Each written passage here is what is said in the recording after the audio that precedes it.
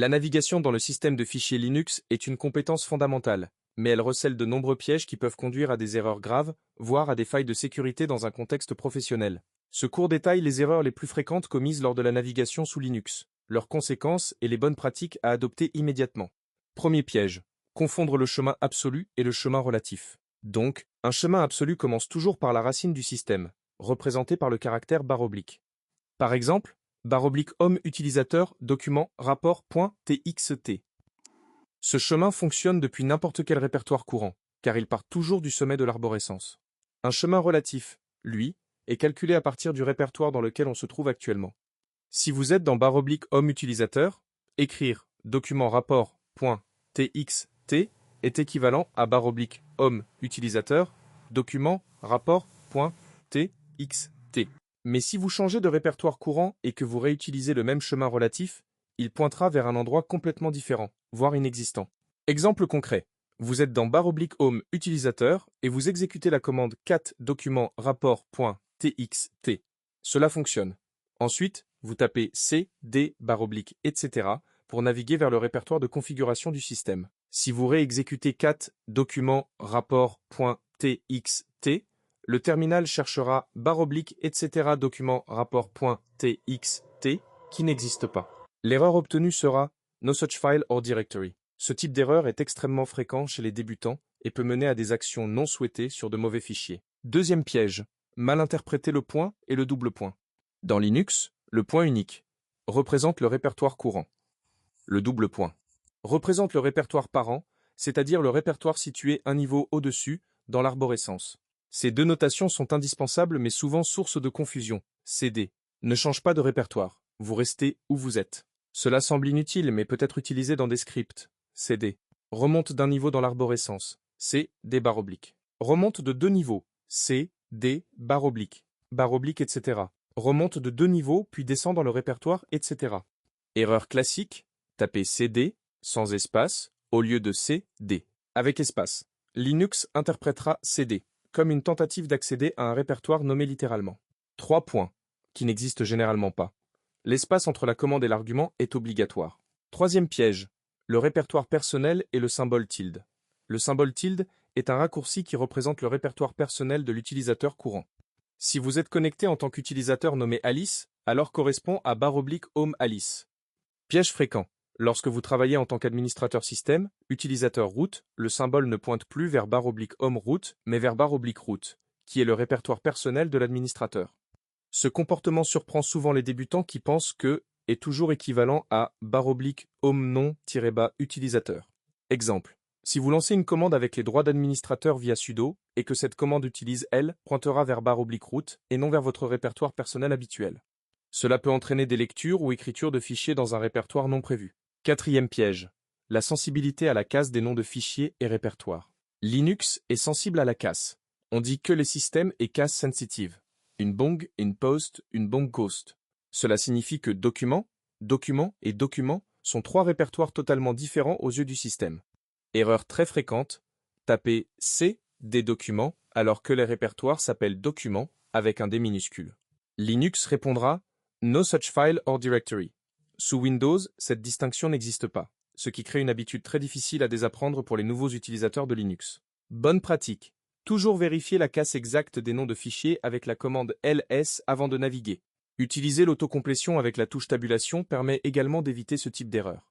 Cinquième piège, les espaces dans les noms de fichiers et répertoires. Les espaces dans les noms de fichiers ou de répertoires constituent une source majeure d'erreurs.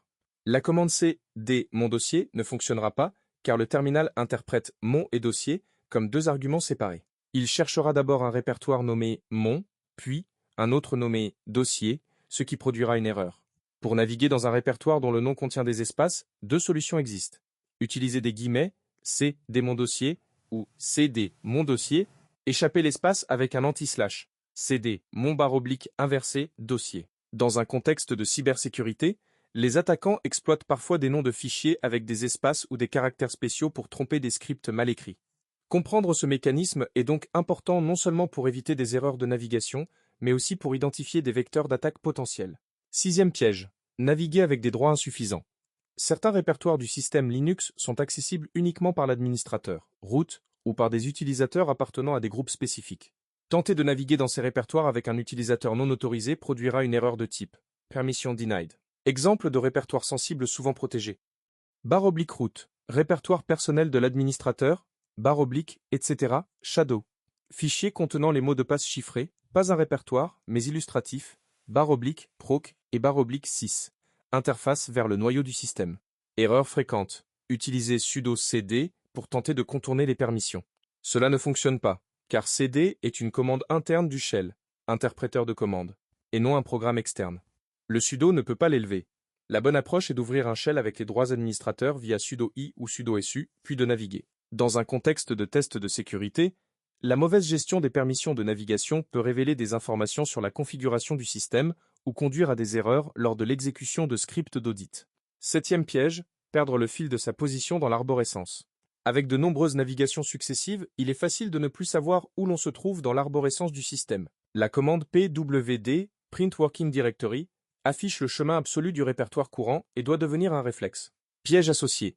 Certains terminaux affichent le répertoire courant dans l'invite de commande, le prompt, mais cette information peut être tronquée si le chemin est trop long. Se fier uniquement au prompt peut induire en erreur. Toujours confirmer avec pwd en cas de doute. Un autre comportement trompeur, la commande cd sans argument ramène systématiquement dans le répertoire personnel de l'utilisateur. Beaucoup de débutants l'ignorent et cherchent longuement comment revenir à leur point de départ. 8e piège. Les liens symboliques et leurs effets sur la navigation. Un lien symbolique est un fichier spécial qui pointe vers un autre fichier ou répertoire. Visuellement, il apparaît comme un répertoire normal dans la liste ls, mais la commande ls-l révèle sa nature avec une flèche indiquant la cible réelle. Quand vous naviguez dans un lien symbolique avec cd, vous entrez dans le répertoire cible, mais votre position perçue peut différer de la position réelle. Par exemple, /var w, w, w, ht, ml est un lien symbolique qui pointe vers /srv web public. Si vous faites c, d /var w, w, w, ht, ml puis pwd, le terminal peut afficher /var w, w, w, ht, ml. Mais le répertoire physique réel est /srv web public. Si vous faites ensuite c, d, vous revenez à /var w, w, w et non à /srv web.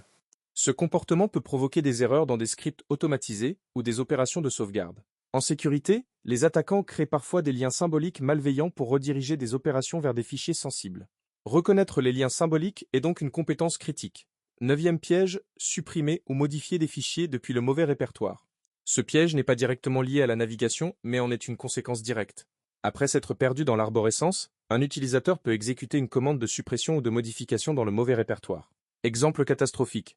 Se croire dans /home utilisateur test et exécuter rm, rf, alors qu'on se trouve en réalité dans /home utilisateur. Cette commande supprimera tout le contenu du répertoire personnel de l'utilisateur sans confirmation possible. La règle d'or, toujours vérifier avec p, w, d et ls avant d'exécuter une commande destructrice. Dans un contexte de cybersécurité ou d'administration système, cette règle est absolument non négociable. 10e piège. Négliger les caractères spéciaux dans les chemins. Certains caractères ont une signification spéciale pour le shell Linux. $, chuc, et, barre verticale, inférieur à, supérieur à, /, inversé. Utiliser ces caractères dans des chemins sans les protéger correctement peut produire des effets inattendus. Exemple. Un répertoire nommé rapport $2024 contient le caractère $. Si vous tapez c'est des rapports $2024, le shell tentera d'interpoler 2024 $ comme une variable d'environnement. Si cette variable n'existe pas, le chemin deviendra c des rapports, ce qui mènera vers un répertoire différent ou produira une erreur. Solution. Utilisez des guillemets simples pour désactiver toute interprétation. C, D, rapport $2024. Récapitulatif des bonnes pratiques à retenir absolument. Toujours utiliser pwd pour confirmer votre position avant une opération importante. Préférez les chemins absolus dans les scripts pour éviter toute ambiguïté. Utilisez la touche tabulation pour l'autocomplétion et éviter les erreurs de frappe et de casse.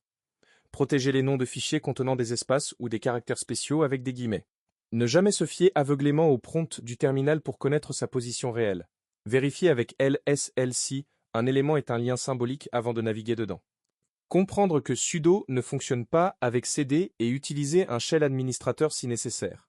Toujours vérifier son répertoire courant avant d'exécuter des commandes de modification ou suppression. Ces pièges, bien que techniques, ont des implications directes en matière de sécurité. Un administrateur ou un testeur de sécurité qui ne maîtrise pas parfaitement la navigation risque d'exécuter des commandes au mauvais endroit, de mal interpréter des résultats d'audit ou de passer à côté d'informations critiques sur un système. La rigueur dans la navigation est la première ligne de défense contre les erreurs humaines dans un environnement Linux professionnel.